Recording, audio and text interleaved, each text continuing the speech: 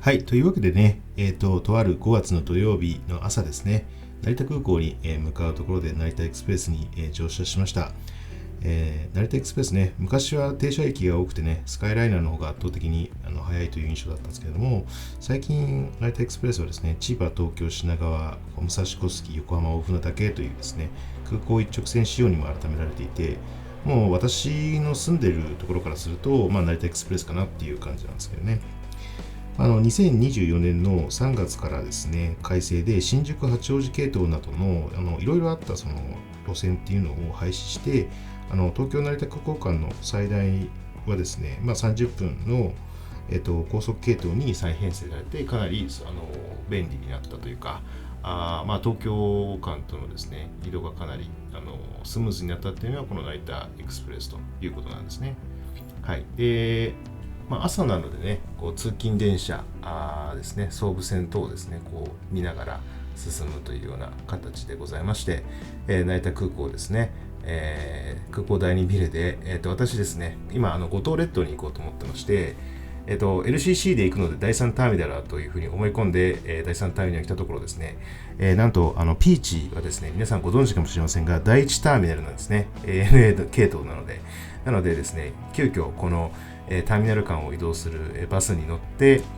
第一ターミナルに向かわなければいけないと。でこういう時って皆さんね、すごく焦ると思うんですよ。ターミナル間違えたってなるとね、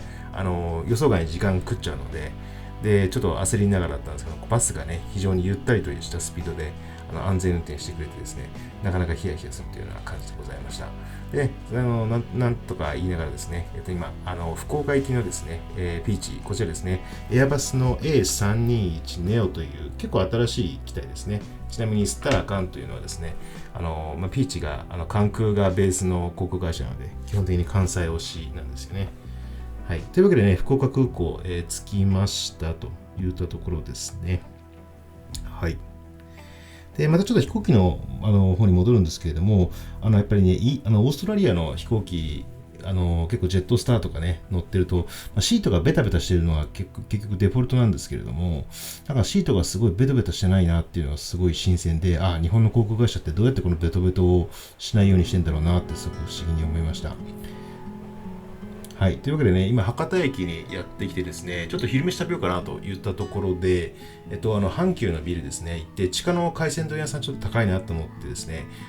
レストランの屋上の方にあるですね、高めの方のレストラン街あるじゃないですか。あちらの方に行って海鮮丼を食べるといったところですね。ちょっとね、Google マップの評価が良かったんで、どうかなということで試してるんですけれども、いや、美味しいんですよ。美味しいんですけど、ちょっとね、量が少なくて2700円でこの量かっていうのはちょっと微妙な思いがしましたというところでね、もう今昼飯も食べたので博多からですね、今度は長崎の方にね電車で行ってこようといったところでございます。はい。でね、今回ね、福岡経由でやってきたんですけれども、長崎経由ジェットスターでね、行くこともできます。でね、五島列島行くのであれば、どちらかというと、長崎経由で、長崎からフェリーに乗って五島に行くのが一番安いかなと。福岡で行ってしまうとですね、福岡から長崎までの電車移動が入るので、その分ちょっとお金余計にかかっちゃうっていうような感じになっているというところですね。はい。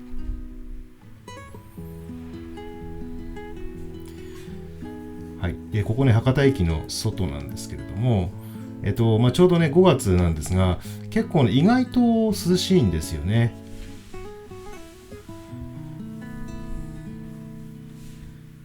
はい、というわけでね、ここからは特急に乗って、まず武雄温泉まで、参ります。特急緑号ですかね。で、これ佐世保行きなんですよ。長崎行きじゃなくて。で、途中の武雄温泉で、特急のではなくてですね、新幹線のカゴメに乗り換えるというような感じですね。で、迎えに来ている電車なんか見て、関東に住んでいる人からするとね、この、九州の鉄道ってすごく珍しいというか、見たことない電車ばっかりだなっていうところですね。奥にあるのは、なんかすごく豪華な列車ですかね。湯布院に行くやつ。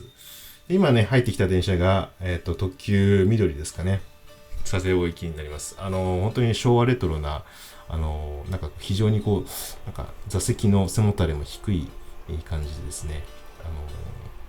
ちょっとなかなか東京では出会えないような、列車だなと思いながらですね、外を眺めていると、なんか感覚はですね、東京とかとそんなに変わらないなと思いながら、車窓をですね、眺めていくと、だんだんとね、佐賀の方に入ってきまして、吉野ヶ里遺跡とかあるエリアですね、こちらの方にも、やってきたというか、通ってきたという感じですね。はい。でね、私この武雄温泉という、場所ですね、昔来たことがあるんですけれども、温泉があるので、ちょっと日帰り温泉入っていこうかなと思いつつですね、これ向かいに見えてるのが、新幹線のカゴメで、これが長崎にいたやつですね。ちょっとね、学生が電車を待ってるんでしょうか、それとも親のお迎えを待ってるんでしょうか、座ってますね。こう、お土産屋さんですね。はい。陶器ありますけれどもね、結構有田とか伊万里とかも近いので、陶器なんかもね、結構盛んなエリアなんじゃないでしょうか。でね、ここの佐賀牛弁当っていうのが一応、なんか、有名っちゃ有名らしいので、一応食べてみようかなと思ってますと。で、2000円ぐらいしますので、割といいお値段する感じでした。ただ、量がね、ちょっと少ないんじゃないかなっていう気持ちにはなりました。お値段の割にね。はい。というわけでね、ここから歩いて、武雄温泉の湯本ですね、源泉があるエリアというか、温泉街のエリアちょっと歩いていきますと。で、温泉街というとね、やはりこう、飲み屋さんとかが、やはり周辺に広がっているっていうのが、こう、昔ながらのスタイルなんじゃないかなというところでね、そういったこう、スナック街みたいなところをこう、歩いているというような感じでございます。はい。で、このね、門をくぐると、湯本でございまして、いくつかね、いろんなタイプの温泉、なんかプライベートで貸し切りとかいろんなのがあるみたいなんですけども、一番お手頃な、こちらのですね、温泉の方にね、入っていくということにしました。確か500円ぐらいだったかなと思います。はい。ここもね、非常にレトロな場所でですね、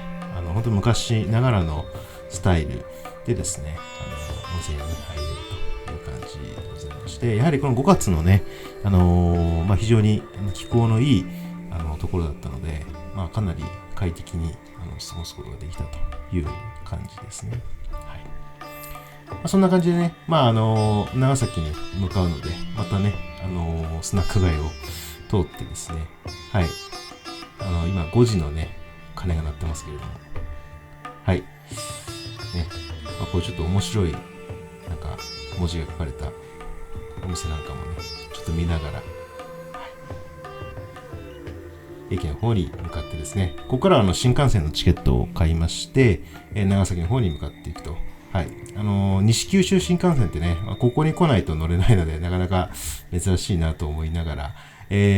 基本的にです、ここから福岡までの部分はですね、なぜか、なんかずっと建設されないままでいるので、なぜだか僕は知らないんですけれども、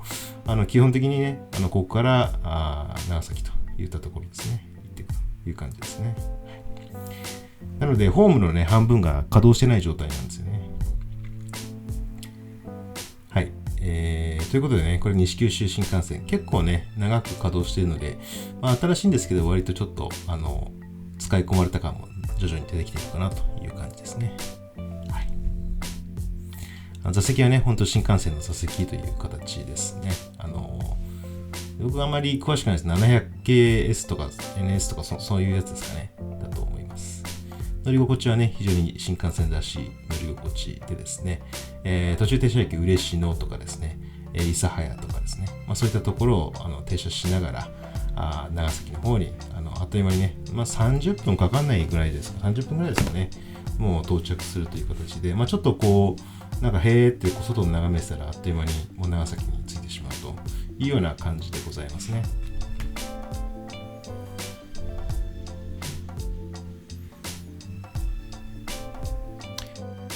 そうですね。はい。というわけでね、長崎駅の、駅舎ご終点ですね、入ってまいりました。はい。飛行機で来たらね、この長崎駅とか、西九州新幹線もね、堪能することはなかったと思うんですけど、この新幹線の駅ね、非常にこうモダンというか、感じでですね、こう、なんか、すごく情緒あふれる感じかなと思ったら、そうでもなかったっていう感じでございまして、長崎のね、だんだんとこう街の中を歩いていくと、こう昔ながらのちょっと雰囲気というか、そういうのもちょっと徐々に出てくる感じですね。目の前にあるのが、カステラ屋さんですね。文明堂とか、長崎といえばカステラもあるのかなという形で、お店ね、もう閉まっててる時間なんですけれども、カステラ屋さんもございまして、5000円のですね、ビジネスホテル、取れましたので、結構ね、安く、今日はね、長崎に泊まることができたという感じですね。はい。でですね、ここの扉を開けると、外の、大通りが、見えるという感じですね。ちょっとやっぱり換気したいですよね。ビジネスホテルってやっぱりね、換気したいですよね。なんで、大体僕窓を開けることが多いんですけど。はい。というわけでね、ちょっと、まだね、日があるので、ちょっとですね、外に行ってみましたということでですね、これ目の前に見えてるのが出島でございます。はい、出島なんです。でね、驚いたのはね、そう、水がすごい綺麗なんですよ。そう、この水の綺麗さにちょっと驚いちゃって、そうなんですよ。すごいところなんですよ。はい。という感じでですね、この水の綺麗さに驚きつつ、この出島、ちょっとどんなところなのかなって思ってまして、これはその出島をですね、再現というか、ちょっと復元した、そういった、ある種博物館みたいな施設ということで、はい。ちょっとね、なんとですね、夜の9時まで営業しているということで、皆さんね、遅くね、長崎に着いた方もぜひですね、こちら、夜もやってますので、入ることができます。400円とかそんぐらいですかね。レストランとかはですね、もう、夕方5時ぐらいで閉まっちゃうんですけれども、こちらの博物館自体はね、9時でも全然、9時までやってるということなので、ちょっとね、遅い時間でもちょっと楽しむことができるという形みたいですね。でですね、これはですね、要は東インド会社の、支店みたいな感じだったんですね、オランダの。なのでですね、どちらかというと、彼らが、東インド会社の人たちがどのような、商売をやってたかとか、そういうのが結構垣間見れるような感じでございますね。でですね、なんか、これ見てて私思ったのは、東インド会社って、なんか日本の商社となんとなく似てるなと思ってて、ここ支店でですね、ローテーションでですね、この社長というか、商館長がですね、1年おきで変わると。なので、日本のね、商社の駐在員が3年ぐらいで、変わるっていうのと、なんとなく似てるなっていう感じですね。で、しかもですね、ここでやってた貿易っていうのはマルチトレードっていうもので、最終的には香辛料をヨーロッパに持ち帰って、それで利益を得るんですけれども、単純にですね、お金を持ってですね、どっか行って、香辛料買って帰ってくるんじゃなくて、どちらかというとですね、レバレッジを効かせて、少ないお金で、例えば、ヨーロッパから何か持ってって、それを高い価値で交換してくれるところから何かと交換して、その交換したものをまた何かとまた交換して、で、最終的に香辛料と交換する。そうすると、例えば、100の価値、100の香辛料しか買えない元手であっても、その交換に交換を繰り返すことによって、香辛料100、元手が100だったのに、元手が250ぐらいの量の香辛料を仕入れるみたいなことができたっていう感じなんですよね。はい。なので、そのマルチトレードって非常に面白いなと思いながら。そうなんです。8時になるとね、長崎全くもうお店やってなかったです。はい。でね、やってるお店、はい、探してですね、さまよいまくってですね、結局よくわからないとあれですけど、9時までやってるハンバーグ屋さんに入ってですね、2500円ぐらいのハンバーグ的なものを食べてですね、次の日を迎えたという形ですね。もう私ですね、長崎はもういいかなと思ったので、基本的にはもう五島列島に向かおうと思いまして、このすぐ近くにですね、フェリー乗り場があるので、ちょっとそれで船で行こうかなと思っております。ちなみにですね、この船は、ジェットフォイルっていう、なんか、ジェットエンジンがついた高速船と、あと、普通の、フェリーですね。で、1時間半ぐらいで、早いんだと行くんですけど、遅いフェリーだと、3時間っていうような感じですね。で、特に急いでないので、フェリーで3760円で行けばよかったんですが、何を血迷ったか、高速船の方に乗ってしまって、片道9000円ぐらい払ってしまって、後でちょっと、なんでそんなことしたんだろうって後悔してしまったっていうような感じでございました。なので皆さんね、時間がある方、船をね、楽しみたい方は絶対というか、基本的にフェリーを選ばれると良いんじゃないかなというふうに思います。ジェットフォイルもね、乗ったことないっていう方であればですね、一回どんなもんかちょっと感じるのも、それはそれで面白いのかなとは思ってはおりますという感じですね。ちなみにね、もうジェットフォイルが出た5分後ぐらいにフェリーも出るので、時間割的にはあんまり変わらないですね。ただ到着時刻が1時間半ぐらい遅くなるというような感じでですね。で、なんか駅そばみたいな感じの、うどん屋さんですかね、あったので、ちょっと朝定食みたいなのを食べてみましたという感じですね。で、これがジェットフォイル乗船という形で、基本的にですね、指定席になっておりまして、フェリーみたいにいろいろぐるぐる船の中歩いたりとかなんかできない形でして、もうシートベルトがついてるんですね。なんでなんか飛行機に乗ってるような感じに基本的には近いです。ジェットエンジンついてるんでね、基本的には飛行機みたいな雰囲気ですね。はい。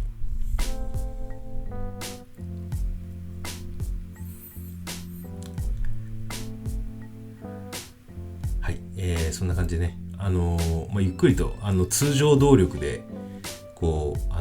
港を離れてですね、でしばらくすると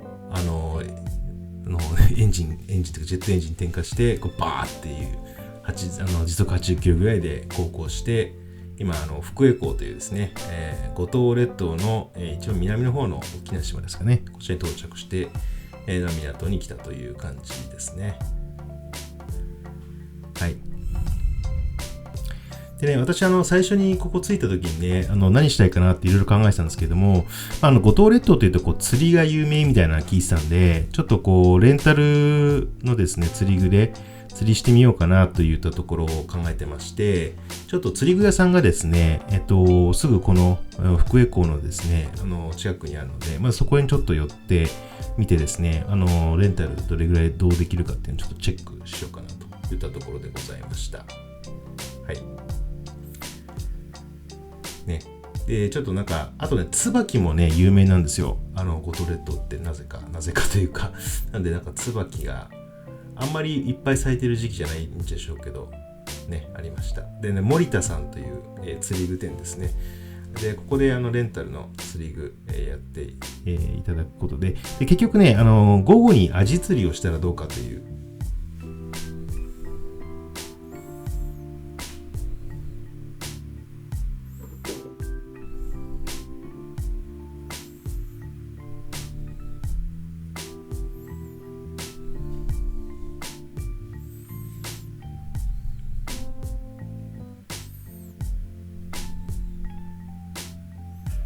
はい、そういうことなんですね。で、ちょっと歩くとね、福江城というこのお城もございまして、このお城がね、ところが今資料館になっていて、500円ぐらいで入れるのかな。で、私もちょっと入ろうかなと思ったんですけども、せっかくすごく天気のいい日だったので、どちらかというと外をもっと屋外堪能したいなっていうふうにちょっと思いまして、ちょっとこれ、一旦入りかけたんですけれども、やめて、レンタル自転車屋さんに行ってですね、ちょっと自転車で回ることにしました。はい。レンタル自転車屋さんね、港にもね、あって、そっちの方がいいんじゃないかなって思うんですが、一応この1日3000円とかで貸してる、このなんか、パーソナルフィットネスジムとなんか一緒にやってるお店で、一応これ3000円でレンタルしたんですけども、実はこの島ね、軽自動車も3000円でレンタルできるお店があるぐらいなんで、自転車で3000円って結構高えなっていうのは正直思いながらですね、ただ自転車で走るのもそれなりにですね、それなりの良さがあるというか、爽快感があるので、ちょっとこう街のを巡るとかですね、そういうような用途であればですね、なんか自転車もちょっと良いんじゃないかなという気がいたします。で、この福江城なんですけれども、今こう城郭の中にね、入ってますけれども、すごいのは、この城郭の中に、高校があるんですね。なので、高校がお城みたいな感じなんですよね。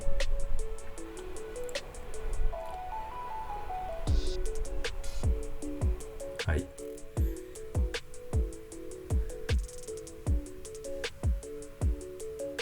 らしいですね。なんか五島列島というとね、結構隠れキリシタンとか、キリスト教の話が多いんですけれども、結構その、そう、仏教のですね、影響も結構遣唐使が来てたので、昔からあるみたいですね。なので、なんか仏教も結構昔からある島で、キリスト教もあってみたいな、そういうなんか宗教的な歴史が結構いろいろ面白い感じですね。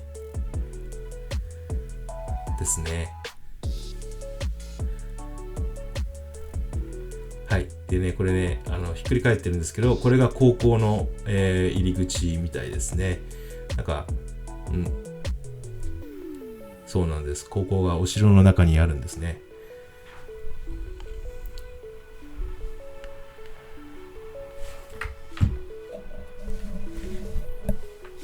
ですよね。そうですね。あんまりいろんな高校に行く選択肢ないでしょうから、高校行くなら高校っていうケースが多いんでしょうかね。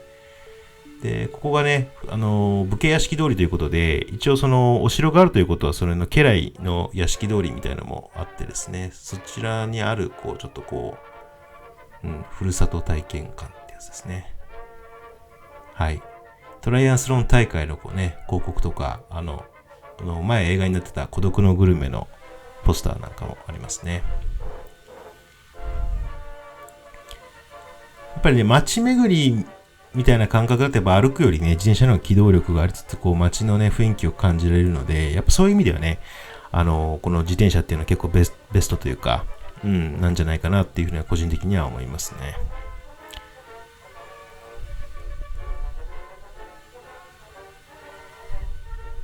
はい。で、ここがね、武家屋敷通りです。この石垣とか門とかはね、残ってるんですけど、中の家とかはね、もう本当に普通の家でした。で、ちょっとね、今、島をちょっとね、一周しようと思ってたんですけども、そしたらちょっとかなりしっかりした神社を見つけたので、ちょっとお参りもさせていただいたという形になってますね。そうですね。今、海岸線を走ってるんですけど、洋上風力がありますね。洋上風力っていうのは、風力発電の風車がですね、海の上に立ってるっていうやつですね。で、結構五島列島はなんていうかアップダウンがあるので、割と自転車だときついですよっていうふうに言われたんですけど、正直結構きついんじゃないかなっていう感じでございました。はい。で、ですね、走っていると、なんていうか、そうですね、こういう風車が見えたりとかしてですね。ここですね、美濃岳というところですかね、御岳ですかね。火山なんですよ、そもそもね。この五島列島っていうのは。で火山をね、の形をした大室山みたいなところですね。をですね、ちょっと今登っているといったところで、いい景色が見えるんじゃないかといったところでですね。はい。遠くのね、海もしっかりと見えてですね。はい。ここはね、五島列島という離島なんですけども、離島の周りにあるさらにもっと小さな離島たちもたくさん、見えてですね、双眼鏡なんかで覗くとね、これらの島々にも建物があってですね、奥にあるところなんか、そうなんです。人が住んでるんですよね。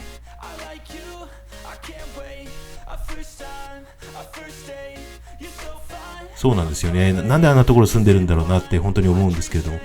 なんか昔から住まれてるんでしょうね。でね、はい、また自転車でね、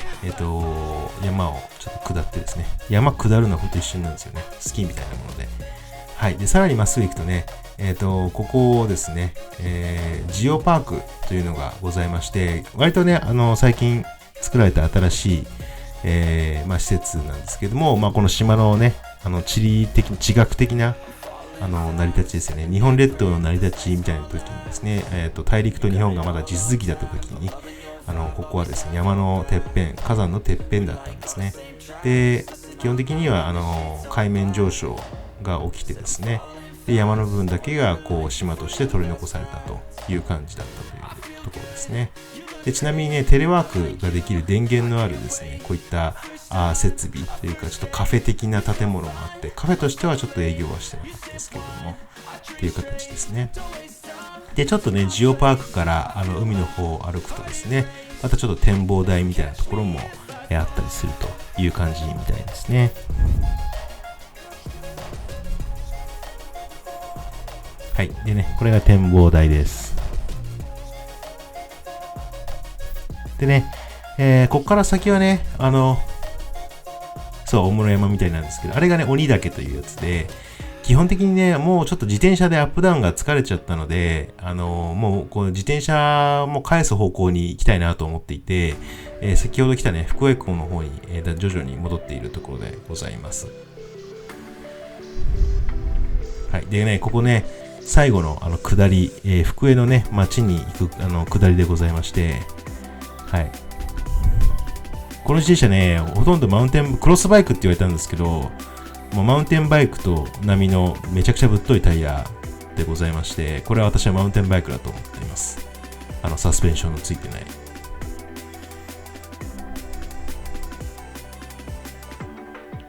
まあ自転車のいいところはね、上りは結構きついんですけれども、こういうフラットもしくは下りっていうのはかなり効率的に走れるので、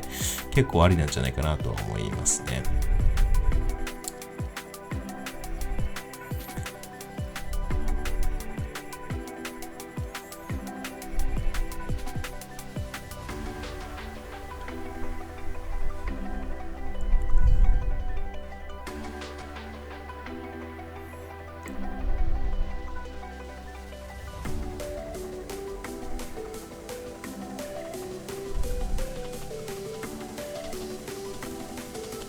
はい。というわけでね、本当に快適にね、ずっとダウンヒルを、やらせていただいているという感じですね。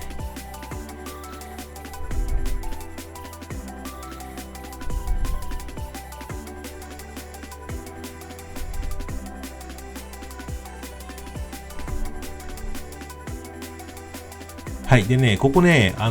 んか、サバ寿司が有名というか、結構デパートなんかにも出してるところみたいで、結構ね、1本1800円ぐらいですね、のサバ寿司をいただきました。ね、かなりね、厳重な包装に入ってまして、いや、本当に遠くに、ところに売るみたいなものの商品だなっていう仕様であることがよく分かって、その分値段も高くという形でした。でね、なんかサバ寿司の概念が変わりますとかってよくGoogle マップに書いてあって、そのレベル感であればということでちょっと早速ですね、